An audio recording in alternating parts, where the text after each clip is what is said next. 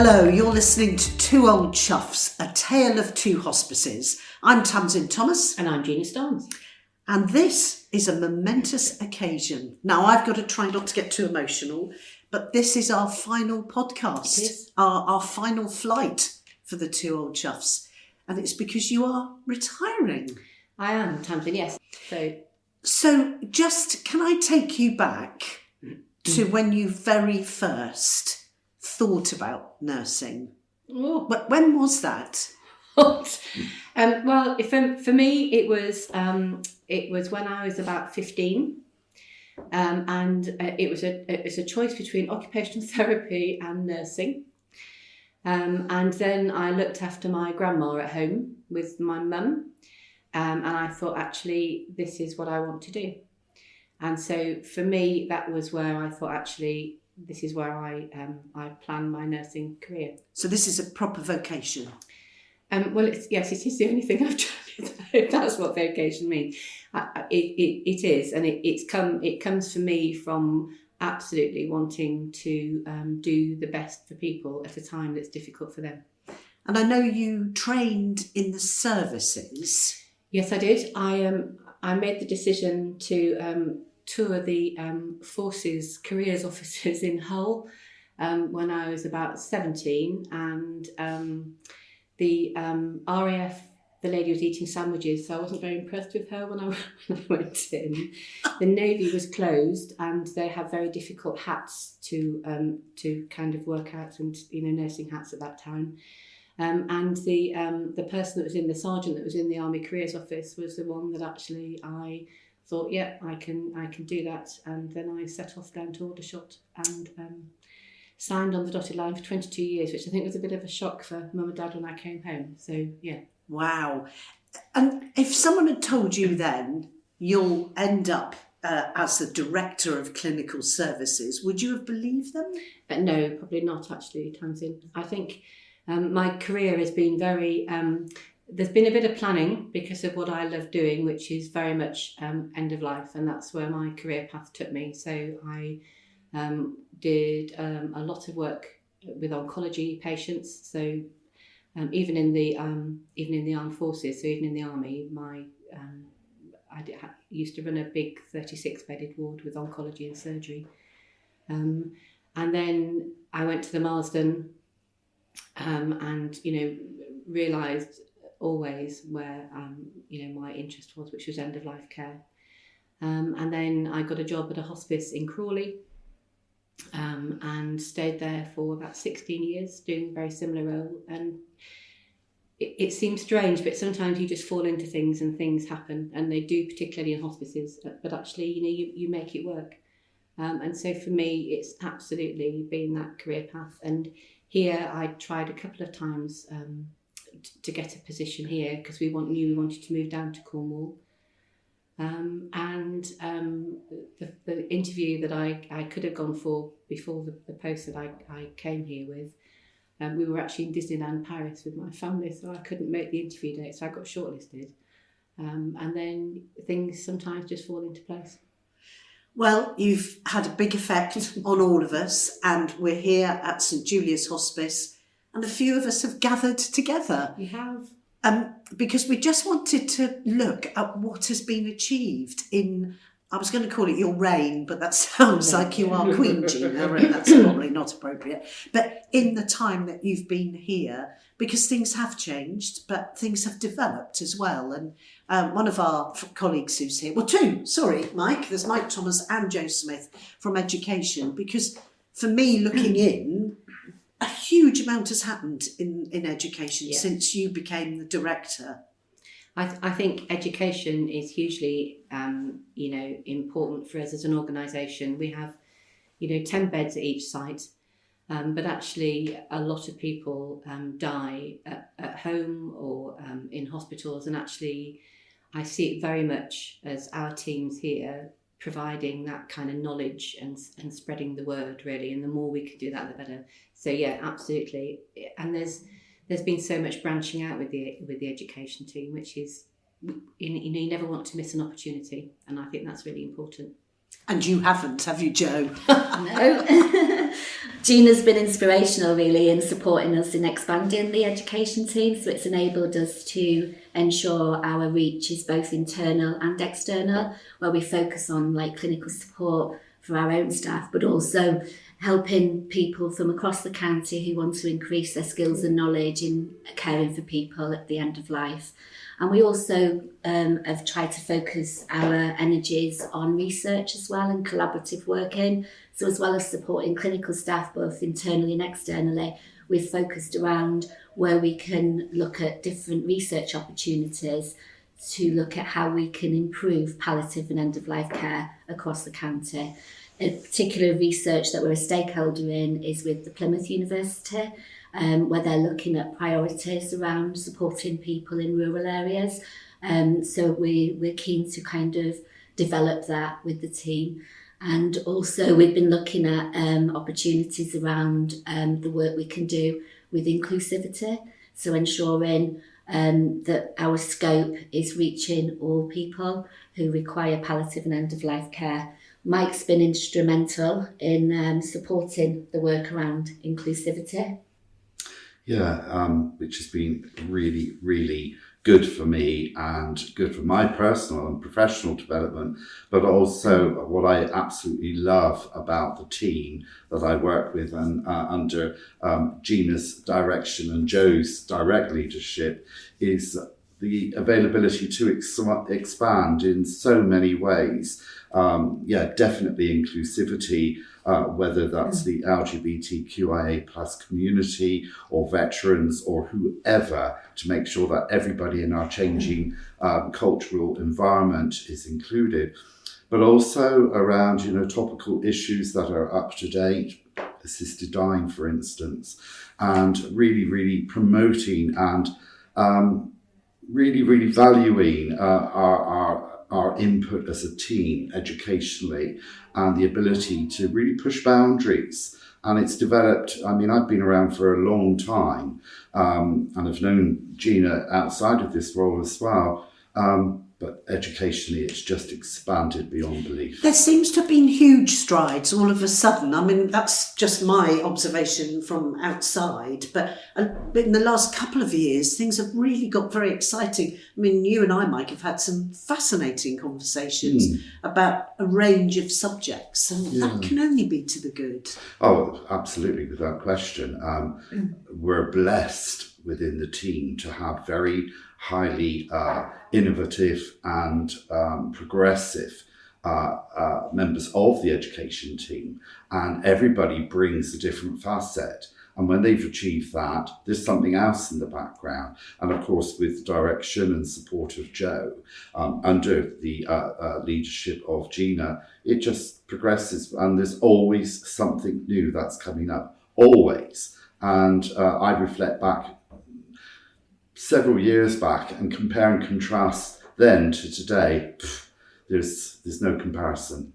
And there is a wonderful picture of you, Gina, and Mike at a Pride event, which I will always remember because it just showed a completely different view of what hospice care should look like, I thought. And I do think as well, having an investment within the education team has allowed us to broaden our offer and ensure that we're being fully inclusive and enable us to explore different opportunities, both internally and externally. I think also what's really helpful is that actually the team are able to respond to the needs of the staff on the wards, for example, so they'll work alongside. So if, Lisa picks something up and actually thinks, well, actually we need to explore that a little bit further, she can do that. Or if one of our, Fraser or one of the team from, if the shops are having a difficult time, because actually, it's about acknowledging that knowing what to say affects everybody. It's not just about the clinical team. And I think that's what's been lovely about the education team, is that they are able to react and to kind of, put things in that offer that support and the ability for staff on the wards to feel that they're not on their own, and that they are, giving the best care, which is hugely important, isn't it, I think? Come on in. Sorry, we've got all sorts of people wandering in and out to our podcast. Okay. We're live on the podcast. Joining us is Anna, our ward sister. Hello. From St Julia's, who's now got to pick her way round all of us. No, it's really exciting, isn't it, that these things are happening. And in fact, you've just mentioned Lisa. Lisa Shepherd is our clinical lead. And Lisa, you've come in during Gina's time. I have, yeah. Nearly 18 months now. To do what? So, as a clinical lead, it's really important for me, under Gina's direction really, is to support the teams at both hospices. Not only from a nursing and medical perspective, but also other services, to include the complementary therapists that we have here, our counsellors services, so everything else, and alongside that, and also I'm sure you'll mention Owen in a minute, Owen and George, our patient services support managers. They've been a pivotal part, and they joined just after I did, so we've had to work together again to promote what we do for everybody that touches our service and beyond. So let's bring Owen in at this point, because Owen is another of the developments, Gina. Perhaps it'd be appropriate for you to introduce I think Owen is so much more than a development. I have to say.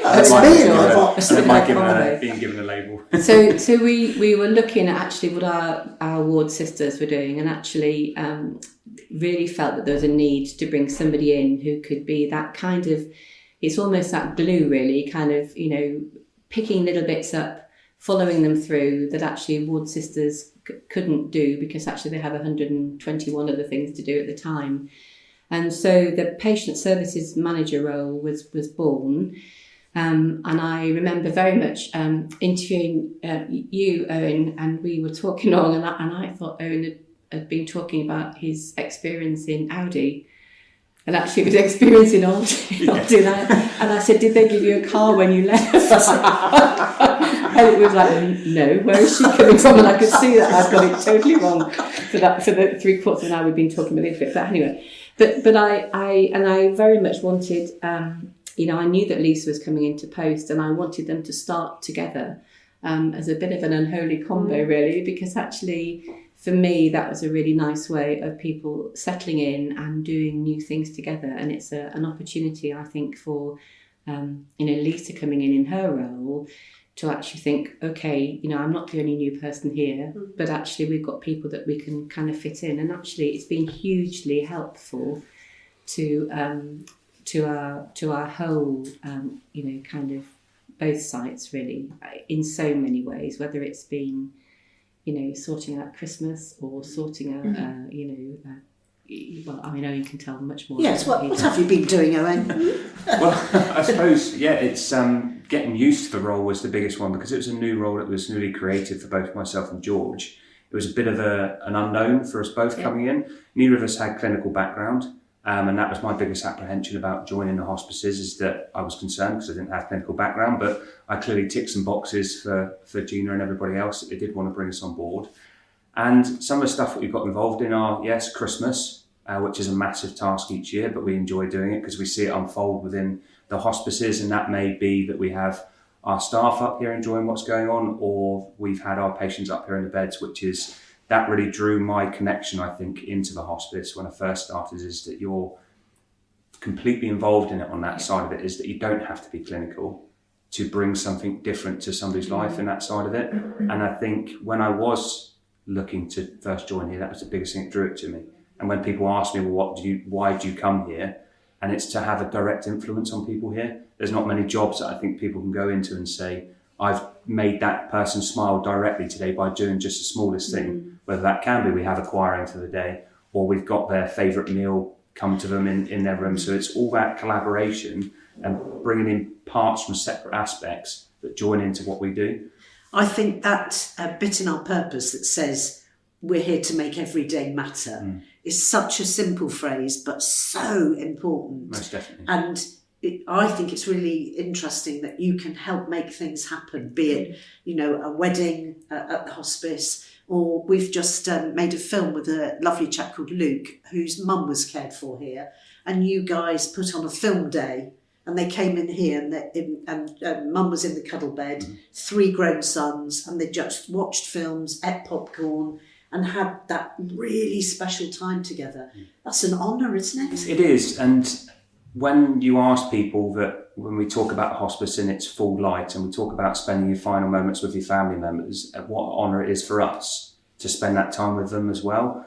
Like I say, that although I'm non-clinical, I'm not involved directly with the clinical care of them, but the emotional care as well falls into it. So whether we can put a film on in here and do that is such a quick and easy thing to do, but people don't realise how massive that is for families that are coming in. And you never understand it until you're directly involved in it. So it's when you talk about it's little things that make a difference in somebody's life.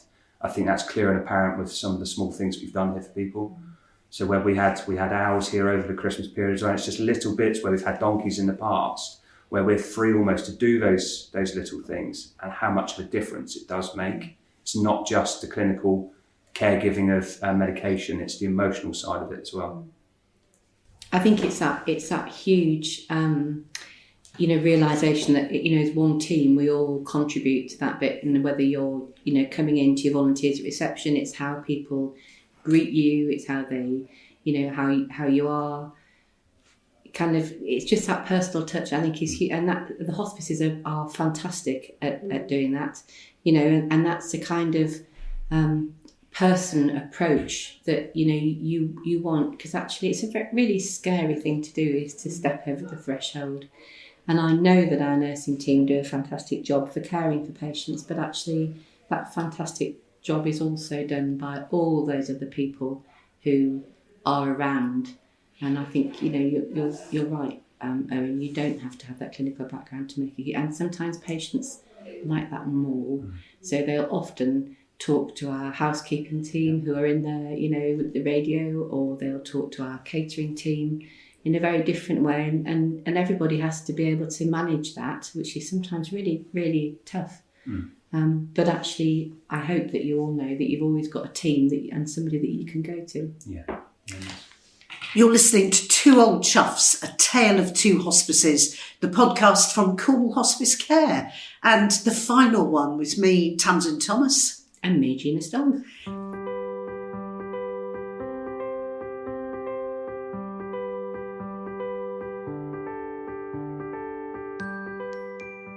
And Gina said, I don't want this podcast to be all about me, and I don't want it to be like an obituary, she did great, it was lovely to see her, bye-bye. So what we're trying to do is just reflect on what has happened during your time. Yeah. Anna has come in, who's the ward sister here at St Julia's Hospice. Anna, Gina's obviously played a part in your life as well as working with Lisa and with Owen. Yeah. What sort of a difference has it made having a clinical director who's so invested in this, what we do? Really supportive. For me, coming from, I've been in management position before, but in terms of hospice care, it's a lot of responsibility, and you are a huge support to me. But also you let me have free rein, and you're there if I need you for anything. But your passion for end-of-life care has given me, I don't know how to word it, you inspire me as a nurse and as a leader. And I hope that I have your knowledge and your passion when I'm in, as far as you are into your nursing. That's old you're going to say. I'm not saying old.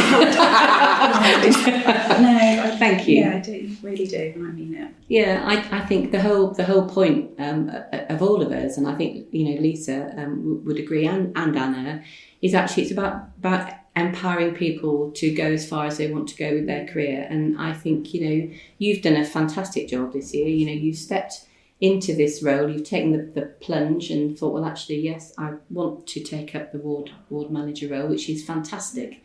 And it's not easy. It is a big responsibility. You don't leave it at the door always, do you? At whatever time you get off, it's not 5 o'clock, is it? Yeah. But I just think, for me, it's about employing those staff who absolutely have that passion for end of life care, for making a difference. And is team important? Oh, 100%. It's, as you said, it's everybody's a cog in the machine. So whether it be the housekeepers or, Owen, clinical lead, clinical director, it's the retail team as well, who are in it for the same reason. They might not see the clinical side, but everybody is in it for the same reason, that everybody's here for the patient. Yeah, it's huge. You kind of alluded to this just now. I think the other important thing is you're here for each other. Yeah. Because to people like me who are on the periphery and telling the story of what we do, what astounds me every day is how you face what you do every day and keep coming back. I don't have to face that every day. I meet people who want to share the story of the care, but I don't have to see that care at first hand every day. I guess that must be a part of you all looking after each other. Yeah, definitely. We all check in, don't we, on each other. We do. And there's support available to us as well. And, we do regular debriefs and check-ins with each other to make sure that everybody is okay. And it can be challenging, but, we know what we signed up for. We came here for a reason. Everybody's here because they're passionate about end-of-life care. And to be able to give time and gold standard care, and that's why people chose to work here. Yeah. I think you can't change the outcome for people Tamsin, but actually what you can change is that time that they have left, and to enable families to be families is a huge privilege, isn't it? Yeah. As a nurse or as a non-clinical team member, it's a huge privilege to be able to do that, because actually it's a hard slog looking after somebody at home, or people have often had a really difficult journey to where they're at, and actually it's a lot for people to compute, and for a team to be able to unpick that and say, actually, of course we can have a film evening, or of course we can do Christmas in July. It's not a problem, and you think, how amazing is that? So one of Gina's legacies maybe is passion. Yeah. Starting that passion at the top. So do you take that passion on now and make sure it stays? Well, not me personally. I again, as a team, I do. I've got passion for sure. I mean, for me, it's always been about end of life care, and I hope, when Gina interviewed me, that come across, which is hopefully why I got the job. And it's really important, and you see that as you walk through the hospice, from the volunteer gardener, when you come in and see them, right through to the volunteer that you meet on reception. As you walk through the wards at both sites, you see and feel that passion for everybody. And we talk about it often, on your way out when you're signing out, you often, I was speaking to a volunteer at Mount Edgecombe yesterday evening, and just talking about we're all here for the same reason. It doesn't matter whether you're actually directly giving the care or not. Everybody has the same purpose, has the same reason, and we love it.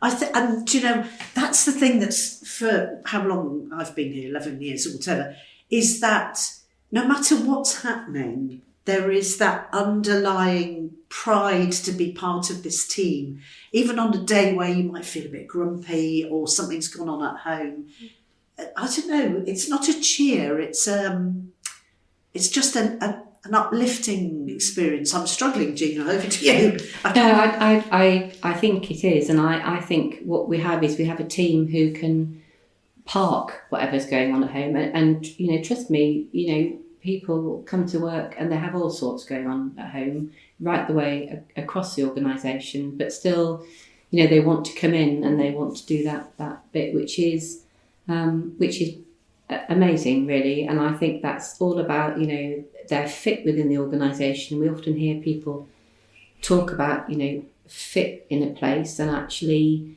it's really important for us as an organisation that people meet our values and they fit with our values, and that actually we have people who can say, do you need a coffee and 5 minutes? Actually, can we have a chat? And they will always say that. There's always time for that at the hospice, which is it's about looking after each other. What do you hope this is a wrong word in a way to use, but what do you hope your legacy will be for Cornwall Hospice Care? I think it's about carrying on to kind of push forward, really, and actually to take those opportunities. I never like us to say no to anything. If we can't help people directly, we can signpost, or if we can't, do something, we can perhaps do something else that would help. So for me, it's about, keeping on that ambassadorial kind of role, whether we're in the organisation or out the organisation. And also, one thing that we haven't mentioned, which I think is an important legacy, is community services. Absolutely. Because they've boomed boomed, haven't they, while they you've have. been a director? And it's a bit like that outreach. So when I first came to the hospice, I came on 3 days a week to set up those community services.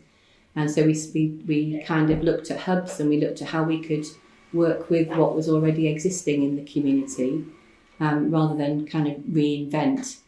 And actually it's gone on from strength to strength, and that's brilliant. So we've worked with crews, we've worked with kind of the veterans. It's all about our reach.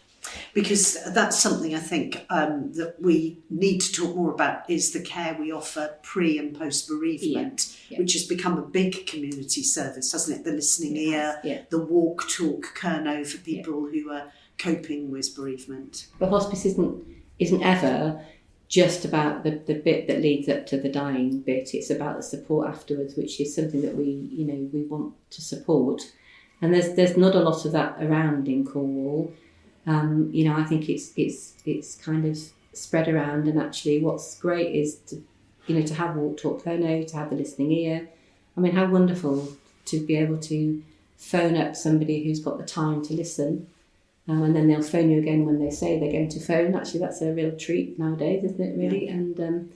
And you can have 6 sessions of absolutely free support, for somebody who can just get you over a rough patch.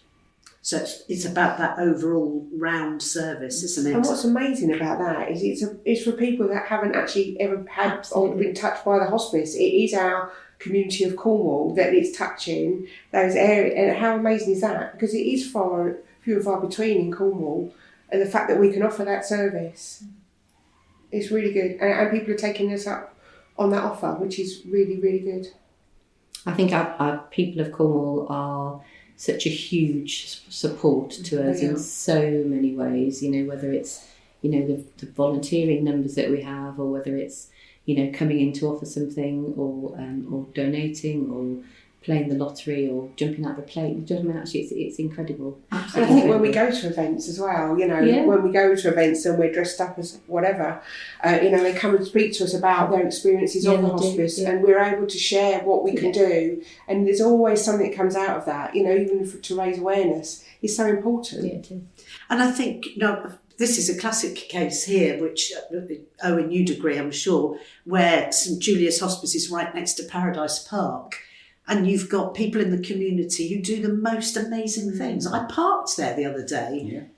So Nick Reynolds, who owns Paradise Park, he's always at the end of an email to be able to offer us his support. He does a lot in the community anyway, and brings a lot here and spreads the word of the hospice. He's always willing to offer a hand in anything that we need. So whether that be a parking space for our volunteers for the days that we do, Christmas, he was supportive on that side of it, giving me pointers to speak to the mayor, Christmas trees, anything at all, he's always there, and that's just next door. And I think living in Cornwall, like Lisa's touched on with the community side of things, it's never been more apparent when you get more involved in the environment here of how people help each other out, know each other, and there's always something going on. The more you see, it's like a massive ripple from each one of the hospices where the local community is forever trying to help and support. Do you feel you're leaving the ship in a good way? Absolutely, I do, and that's the best way to leave. Fantastic people, with a great purpose, and actually there are lots of exciting things planned for the next year or so, and there are some great people in post who will be able to follow that through. Well, we've had a ball. Yeah. Us two old chuffs. Yeah. We've roved around all sorts of subjects, haven't we? Yeah. We've laughed, we've cried, we've been surprised by things that we've heard. We've learnt a huge amount.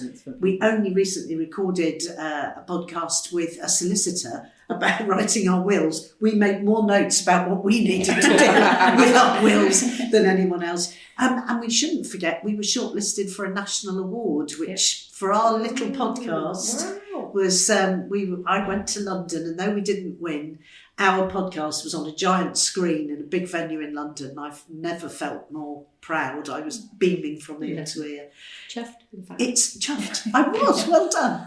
It's very hard to say goodbye to the Two Old Choughs and to you as well. And I know you don't want this to be too soppy or anything else. And I said to Jan, this is the moment when I should say something that becomes a quote that everybody uses for years to come. And I can't. So I've resorted to what every hospice charity does, ensuring that there's a very beautiful cake just about to be delivered by Owen. And we'll all have tea and cake. That's the perfect hospice way to support anything, I think, really. That's lovely. Take a look at this. And Look, you present Gina. Beautiful. Tell Thank Gina all you. about it. Where's it come from? Lovely. So this is He's a Keith, clever who person. joined our kitchen team. Well, he's been with us a couple of months now. He likes being given a bit of free rein with his artistic, prowess that you see there with doing that. So it's a classic Victoria sponge with a bit of added pizzazz to it, and a couple of chuffs on there as well. I think And can I just say chuffs. that this morning three geese flew over our house in exactly that formation, which is really, but they are lovely. That's How fantastic is that? fabulous. Thank you. That's lovely. You got more than A welcome. chuff Really, really cake. nice. Fantastic. Perfect. Well, thank you, Gina. And thank you, Tamsin. It's been great fun. You were about to put the cake on the table next to the microphone. That's a do rule. And can we both finally say a thank you to our producer, Jan Yeah, Pallett, we can. who never gets mentioned, sits in the corner, masterminds all the technical side of things. Thank you, Jan, for being part of our podcast team. So for the final time, you've been listening to Two Old Choughs, A Tale of Two Hospices, the podcast from Cornwall Hospice Care. Bye. Bye. Bye.